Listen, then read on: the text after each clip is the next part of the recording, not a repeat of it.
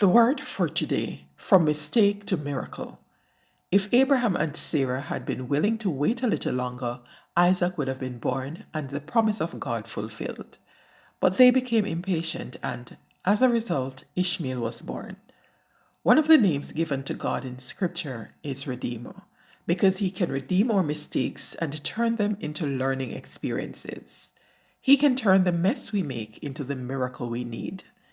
It took 3 generations, but God turned the mess Abraham made into the miracle of deliverance Joseph needed. Joseph's destiny was to be ruler of Egypt and save his family and the world in time of famine. But because his brothers resented him, they sold him as a slave to a company of Ishmaelites. These were the descendants of Ishmael, who was born to Abraham and Hagar, Sarah's maid. And where were these Ishmaelites going? To Egypt.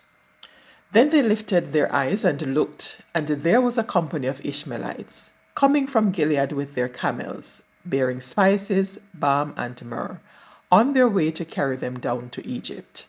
So the brothers pulled Joseph up and lifted him out of the pit, and sold him to the Ishmaelites for 20 shekels of silver. And they took Joseph to Egypt.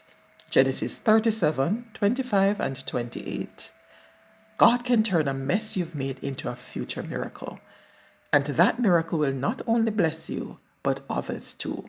And those others could be in your own family. That is the word for today.